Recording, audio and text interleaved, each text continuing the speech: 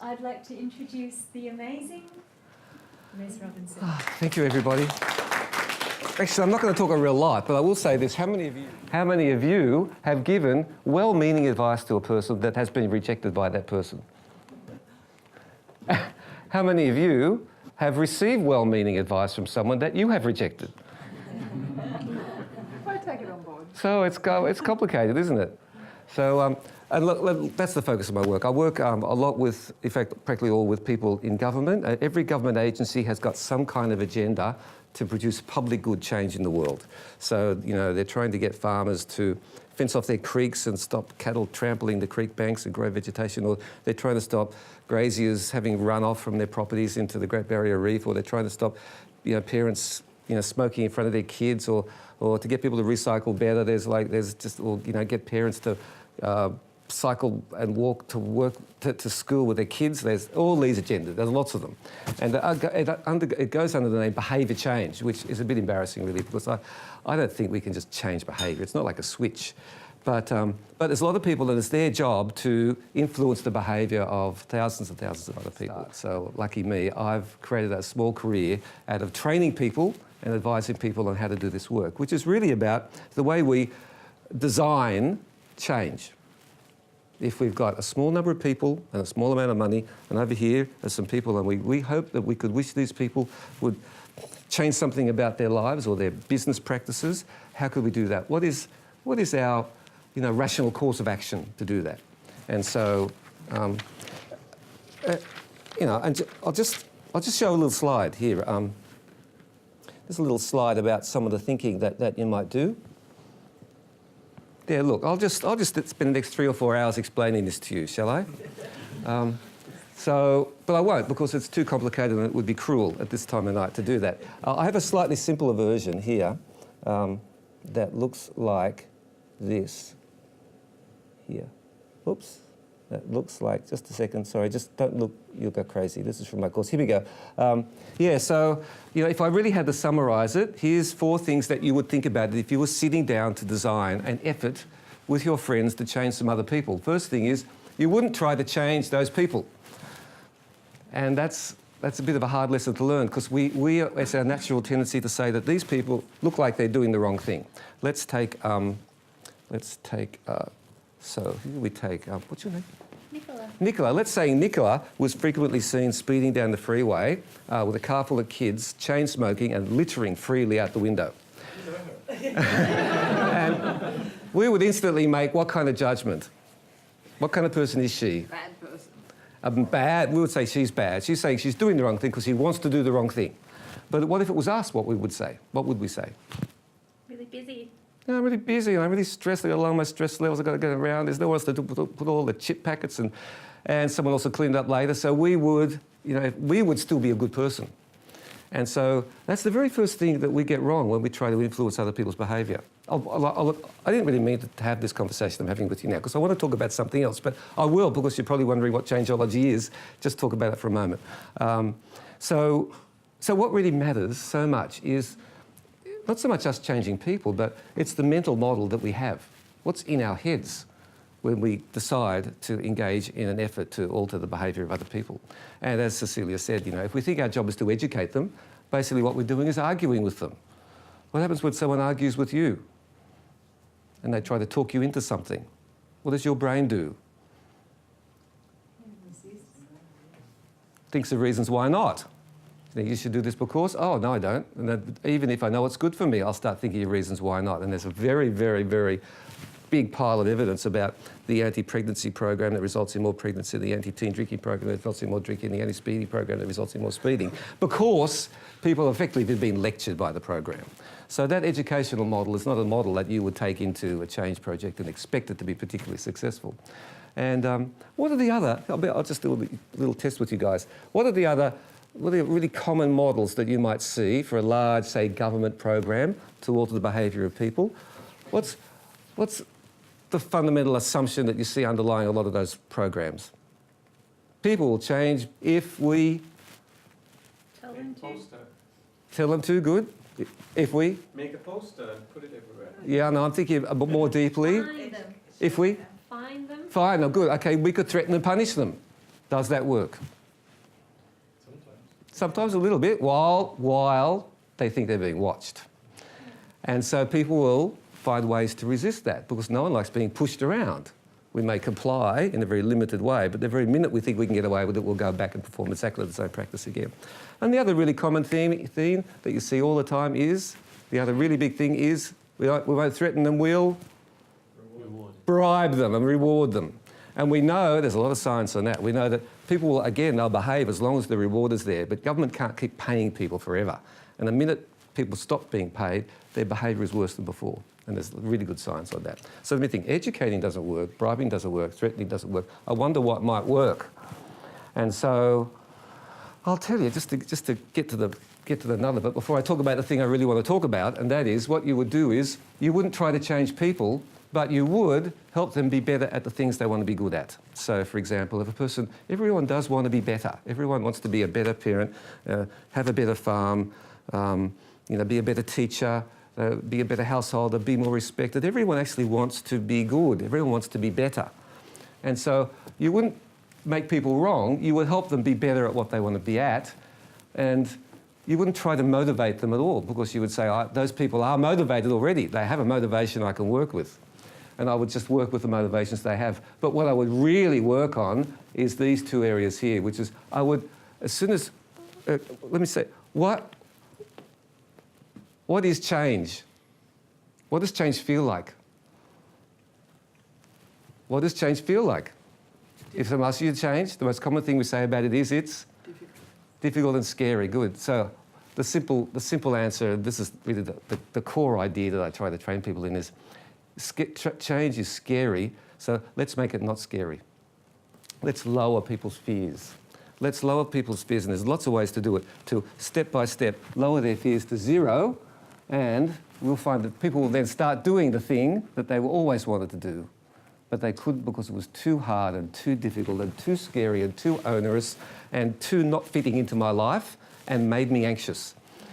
And there's lots of ways that we can really systematically go about that. And I train people and we develop projects, lots and lots of projects, and those projects are based really on that principle of lowering people's fears to zero. A lot of what we also, and part of what doing that, you just can't work with people, you actually have to change their worlds. You have to redesign their environments.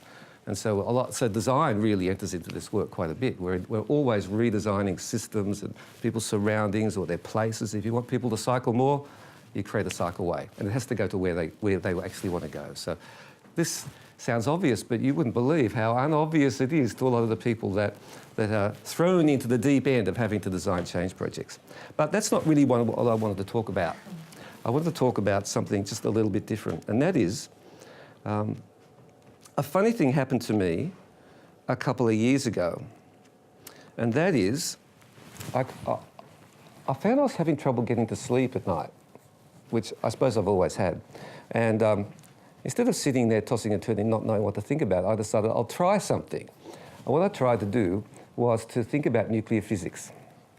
And I found it really worked. Actually, I could get to sleep pretty neatly as I was thinking about nuclear physics. And so I would do it night after night. And then I would be lying, I've been trying to think about something. I think, Heisenberg uncertainty principle, I don't really know what it is. I think I better run downstairs to the computer and look it up. And so at midnight, I'd be downstairs looking up things that I thought about as I was trying to go to sleep. And as I was going to sleep, I would have all these little thoughts that would just go, that stage before you just drop off, you have thoughts? And things would sort of, and I would start, after about 18 months of this, I started to get ideas, which is a dangerous thing to do for a layperson when you're studying something as sophisticated as fundamental physics. And that was good. And I'll tell you two amazing things I discovered, I learned. First one is, I'm going to put it to you, what is the total energy of the universe? Is it a very, very large amount of energy? Or might it be something else? A small amount of energy, a medium amount of energy, or no energy at all? I'm going to put it to you. Who would like to have a stab at it? What is the total energy of the universe? 42. Close, actually. Most people would say it's a big number, like it's a lot of energy. It turns out the total energy of the universe is zero. It's kind of an amazing thought, really. And the reason for that is that the universe is expanding, but gravity's pulling it back, and they cancel each other out. And you've heard of the principle of for every action there's an equal and opposite reaction, and that's why the total energy of everything's zero, because for everything in this direction there's a pull back in that direction. Every up is pulled back by a down. Every sideways is pulled back the other way. And so, because of that law of motion, the energy of every system is zero. The total energy of any system is zero. And I went to myself, I thought about that for a while, and I realised that the universe loves stillness. The universe is in love with the state of stillness, and I thought that is really quite a cosmic thing, which I'm just going to keep thinking about for an awfully long time. And made me sort of reassess meditation as not just a thing, but as a really cosmic act. The other amazing fact that I discovered is that how fast are we going? What is our speed? What is the speed of a person, not in time, not just in space, because we know how fast we travel along the road, but in space-time. What is the speed of a person in space-time? Who would like to have a stab at that? If you could make a statement. Would it be a large number or a small number? Like 1 second per second? 1 second per second, good. That's nice, good. I like it. It's very physics-sounding kind of answer. Very good. Well, I'll tell you what the answer is. And look, this sounds preposterous, but it is in fact straightforward Einsteinian special relativity. The space-time speed of everybody is the speed of light. We are all travelling through space-time at the speed of light. And, that's obviously I'm going to have to keep thinking about that for an awfully long time. And the reason is that our physical movement is only a little bit of our movement. Most of our movement is in time. And we're moving through time incredibly fast. We just can't tell we are because everything else is moving with us. Anyway, that's Einstein. But that got me thinking that movement is everywhere. Movement is just the most... I started to just think about... I put on movement goggles and started to think about everything in terms of the amount of movement there was, and I instantly started relating it to my work. And I started thinking that... Let me just jump over here. That people are a little bit like electrons. Now, hang on a minute. I want to say this right now. People are not like electrons. They are just not like subatomic particles in every way you could imagine. And it's illegitimate and wrong to make any comparisons at all between people and subatomic particles. But having said that, they're both in furious motion. People are just... Look how busy people are. They can't keep still. Look at them. When you start to realise just how much we move, our movement is a really important part of our character as human beings. Just look at that. It's just scary to look at when you think about how much we move. Here we go, look at that. There we go, running along the same paths in our lives, but still moving quite frenetically. So I started to think about, and physics got me thinking about movement and paths very strongly because we move along paths. And I started thinking, gosh, that's an interesting thought because the path really matters. The path we follow as we move is incredibly important. When it comes to designing a change program, if you're trying to get people to use a litter bin, and there's a lot of work around getting people to use litter bins, seriously, if the litter bin is 5 metres off the path, people will not use it. They will not use that litter bin. If it's on the path, it'll be overflowing. The 5 metres, if it's 5 metres there, it will not, because people will not leave their path. The paths that people follow when they're moving along their paths are so incredibly constrained and it's not people don't engage in random motion. They just, I'm going to get from here and I've thought about it and I'm planning it and I'm taking the shortest possible path. And it's really hard to alter that. People just love these paths that they follow. And so I started to think about, this is a really important thing if I'm designing change. What I'm actually doing, I'm engaged in path design. I'm not just designing, I'm not changing people. Really what I'm thinking about is changing the paths that people follow. And this got me thinking an entirely new way of thinking about what change is. And what matters then is not the person, but the path. What's along the path? So if a person's hungry and they're travelling around their kitchen looking for something to eat, the design of the kitchen, the path, the environment they pass through, determines their body mass index. For example, this is a series of studies that I found in New Scientist magazine. If there are cereal packets visible, the women in that house will weigh an average of 9.5 kilograms more than those who don't have cereal packs visible in the kitchen. The size of the plates makes a big difference. The location of all the different kinds of food makes a difference to the body mass index of the people in the space. So the space the design of the space becomes a really important thing. And I started to reconceive of the whole behaviour change thing as not really being about changing people, but about modifying the spaces that people follow. However, also realising that there are many different paths people could follow.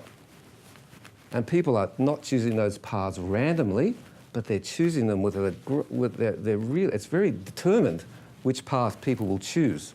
And so I started to realise that, you know, you can completely reconceive the whole business of behaviour change based upon which path people are going to choose and how you can make some paths more desirable than others.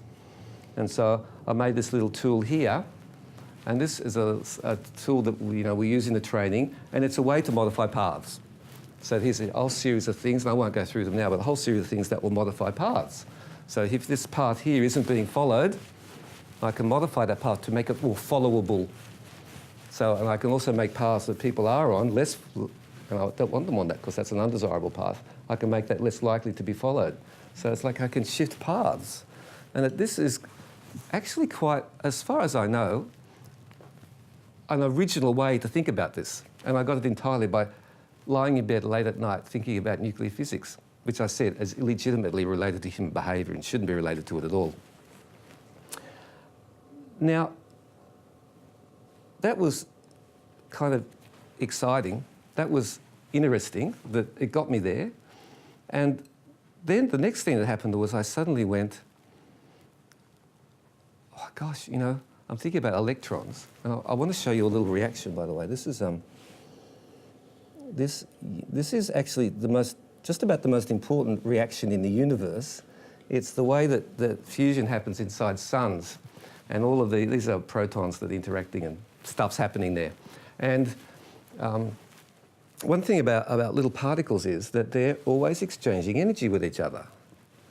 You know, particularly electrons. There's an electron exchanging energy and getting exciting the next electron, and then it jumps up a level and passes on this excitement to another electron.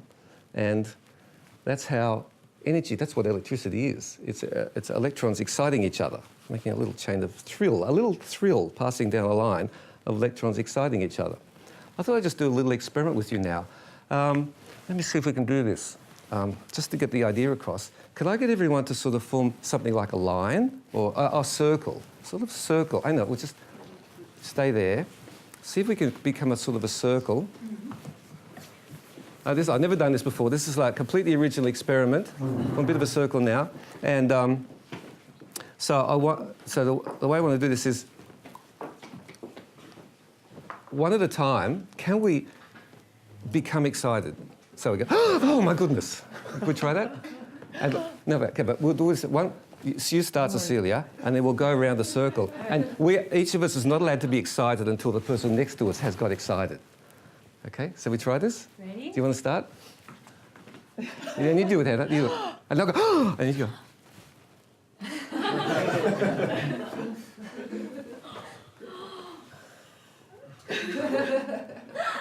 That was fantastic, right? Let's go even faster. Let's go even faster. Celia, you.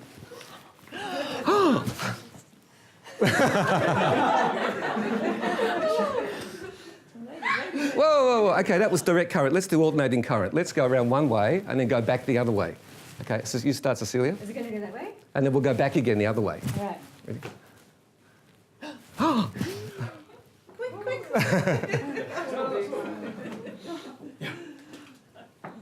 And then go back again.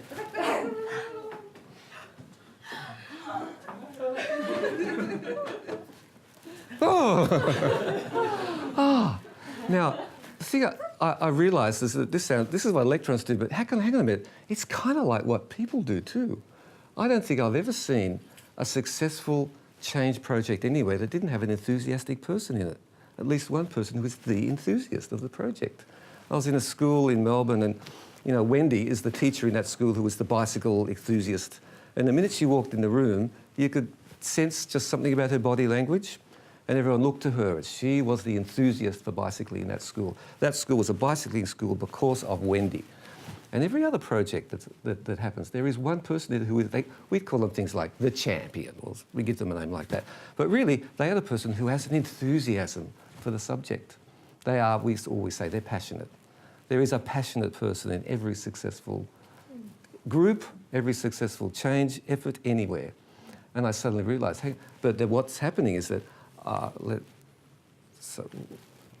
what's your name, sir? Emmanuel. Emmanuel. Okay, so Emmanuel, he's excited.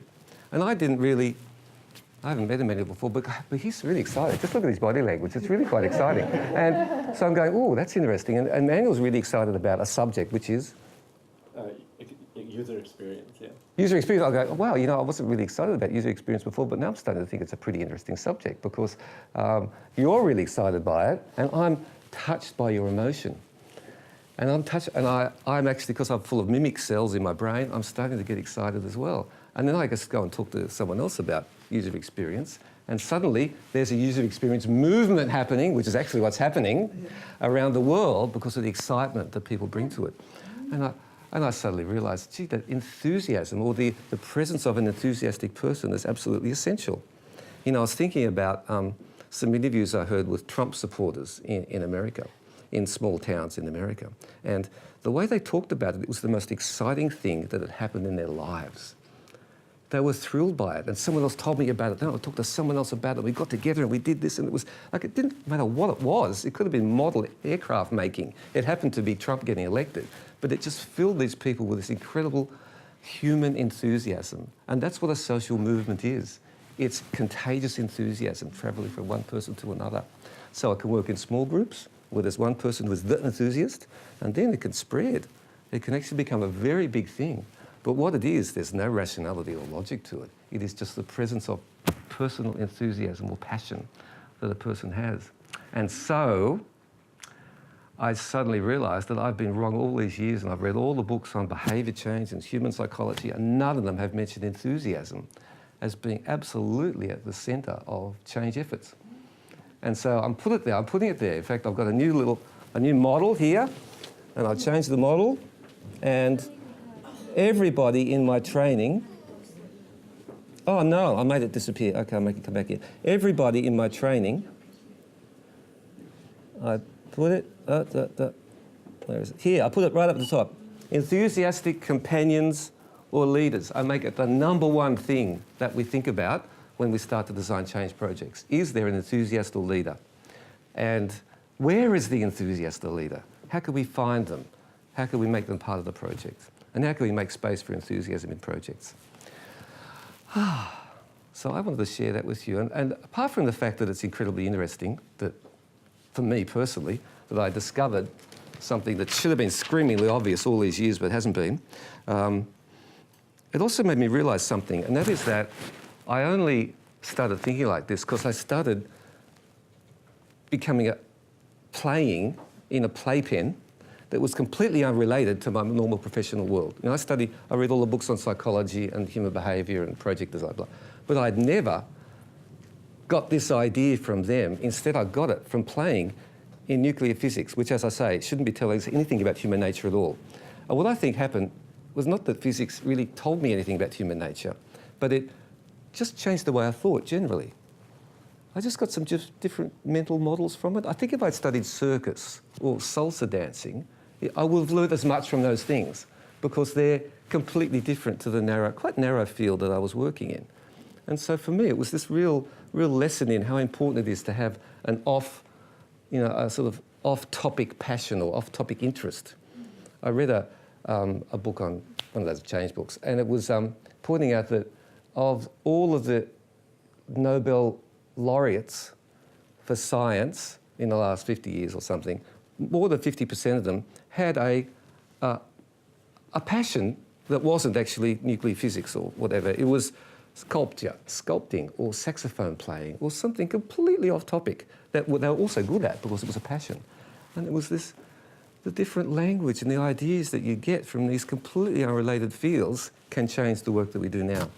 So that's what I took away from this, and I thought I'd share it with you. Wow. And maybe just invite us to have a discussion after I stop talking, which I'm about to stop talking. And the thing to talk about is perhaps what is our off-topic passion? What's the passion we have that's unrelated to mainly what we do? What's the other thing that we have? And what is our enthusiasm? What are we enthusiastic about? as we go about interacting with other people, because I guarantee that's the thing that's doing the change work for us. It's our enthusiasms. So what enthusiasm can we use that will excite others? Thank you very much, everybody.